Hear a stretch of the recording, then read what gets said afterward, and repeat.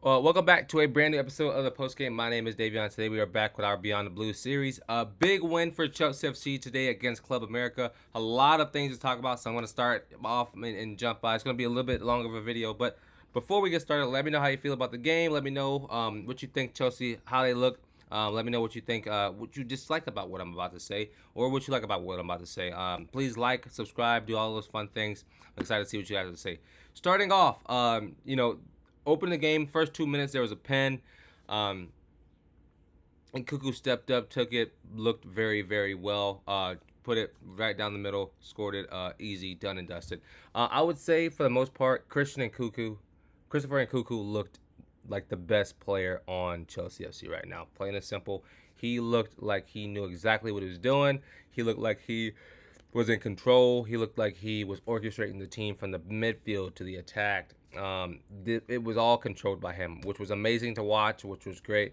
He dribbled straight through their defense to get the second goal, or to get the penalty for the third goal, which was absolutely incredible as well. Loved watching him play today. Hopefully he stays fit for the first game against Manchester City in about 13, 14 days. So that's a great start for the game for him to go to the penalty spot and send it home. I mean, he's 2-0 from the penalty spot now in the preseason, so hopefully he can keep that up. Um, I want to talk about a couple of different talking points. I want to say Reece James looked like an absolute tank out there. He looks like he was very sharp. Looked like he hasn't missed a beat. I know he missed a large majority of last season because of the hamstring, but that does not mean anything right now because he looks like he is ready to start. Week one. Granted, I know he's suspended for 3 weeks and can't play in the Premier League for 3 weeks, but he looked very, very, very good, very solid. So hopefully we get as many reps as possible during this preseason for him, and we can keep that going and watch him thrive in the system. Because a main thing I want to talk about today is the system that Enzo Maresca is going to run. It's an inverted, and I thought I'd talk about it every single video. It's inverted outside back with a holding midfield and higher 5 players up the field. Absolutely incredible. It looked great today. I know last game we looked like our defense didn't know what they were doing, looked like a shell of ourselves, but today they looked very, very good. They looked very like they knew how to get the system to work. They knew what they needed to do, and it showed with our play. I mean, winning 3-0 today against Club America, who aren't a terrible squad. They didn't look the best, but regardless. So it was great watching them. Great seeing that system finally start to work, finally start to come into fruition. I think I'm a big fan of systems and seeing how things work. And now starting to see the effects of it is definitely showing optimism. I mean, if you look at the last game against Celtics when we lost 4-1 compared to now, I think that game was completely night and day. And I'm excited to say that it is that. I'm excited to say that it's starting to work and it's starting to click. I think the big thing with this system is that like with what Enzo wants to do, Maresca wants to do is play our wingers very so Mudrick, Sterling, Maduake, whoever else is on the right. He wants them to hold the touchline, defend and attack. And the thing with them is that they are going to have to be very clinical and efficient when they're attacking. And if they aren't, and if they just allow chances to like just squander, excuse me, then it won't work. Then the system, this team will not work. And so every single time up the field on a counterattack, on a build-up possession out the back, they're gonna have to fully go out there and be efficient and effective and score mini goals. Like it's gonna have to. Like if we have 10 chances one game, or not that many. If we have 5 chances one game, we're gonna have to be very effective and put the ball in goal scoring opportunities 3 to 4 of those times. Plain and simple. We can't just go down the wing and dribble the balls out of bounds. We can't just send a terrible cross in. We have to be effective every single time up and down the field. That's just how it is. Looking ahead to the new system, new players, new keeper, Jorgensen, I think that's his name. He started the second half today. Looked pretty good with this system.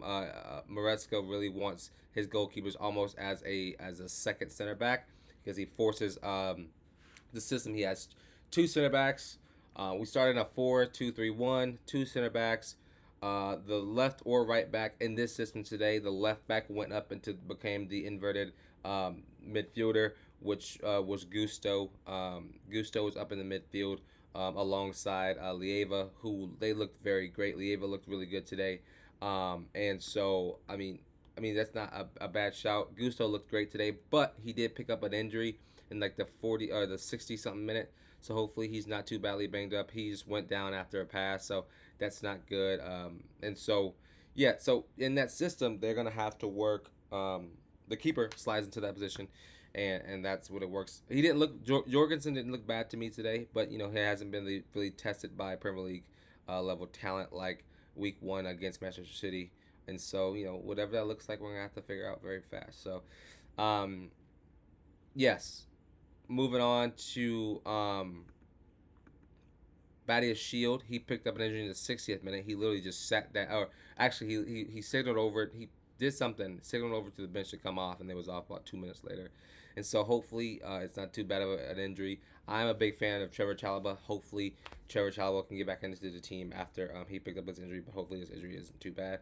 I would say one of the biggest praise I would give is Tolson. Tolson look or Tosan, whatever his name is, the new signing from Fulham. He looked incredible today. He looked sharp. He looked very disciplined in defense. Great free signing for us. He looked like he could have been worth $60 million today. Very very impressed by the way he played.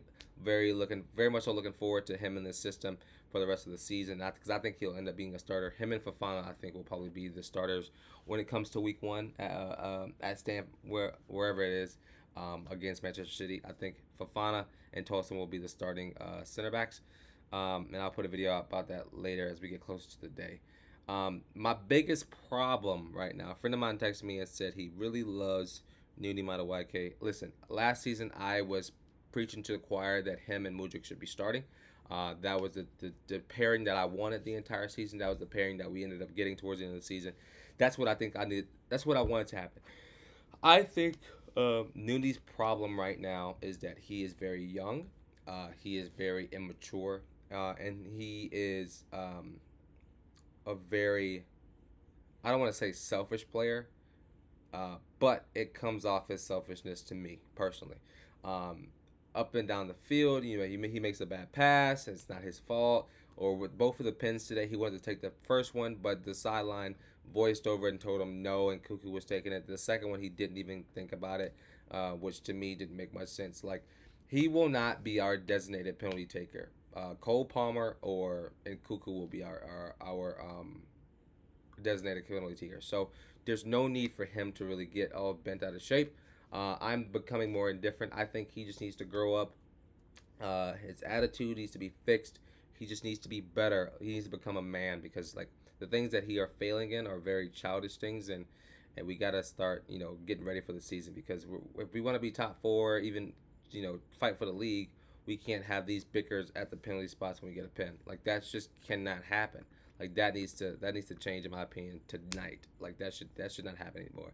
Like I said, Gusto looked great today, despite him having to come off. I think one of the main things I'm noticing, and the more and more he takes him, the more and more I'm like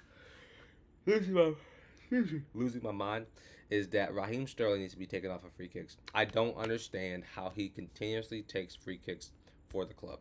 Granted, and I think he's ended up going to be staying at Chelsea. I think the big thing is if he stays, he's probably going to end up starting. I think Enzo Maresca really likes him, and he's not going to start Mikhailo Mudryk, who I love dearly, and I think should be our starter because I feel like he can be better. He just needs a chance, and I think he can be the future of the club. I mean, we did spend all that money on him last two summers ago, so why not stick with the kid and really let him try to figure it out and work?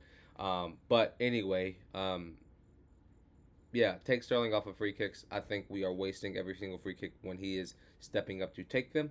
Guya, I don't know how to say his name. He looked incredible today. There's reports that Maresco is going to keep him at Stamford Bridge, so he's not going to go on loan to Spain. So, that's good, I guess. He looked good. He can be a guy off the bench. I think Broja looked awful. Just sell him tonight. I'll be game for that. Sell him tonight is just not good enough.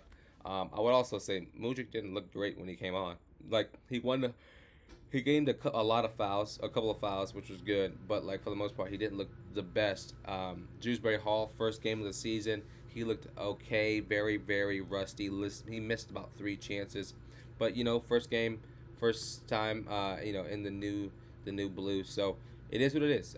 You're gonna have to come up for him and figure it out. Still with no Cole Palmer. Still with no. Is that it? Is Cole is the only person we're missing?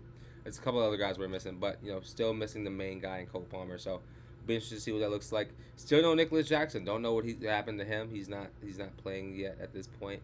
But you never know what's gonna happen. Conor Gallagher looked to be heading out of Chelsea. Looks to be going to Atletico Madrid for 30 to 35 million. Don't know if that's 100% for sure, but it's been in the news a lot recently. So, and I'm okay with that. I think Connor being out of this team would be okay. Like, I'm not mad at that at all. I think we have enough midfielders now, and I think getting some extra money on the back end wouldn't be a bad idea. I also think that the Victor Osimhen and Romelu Lukaku deal is almost done. If it is done, we'll see what happens. I think if anything, Nick Jack goes to the bench, Broja gets sold, Christian and Cuckoo goes to the left side with Osimhen playing the striker, Cole Palmer as a cam position, and that's what that's going to be. So let me know what y'all think is going to happen. I'm excited to see what the system. I'm excited to see if we do get Victor Osimhen and what does that look like for the team. But yeah, I've been your host Davion, and this has been the post game. Leave a like, comment, subscribe.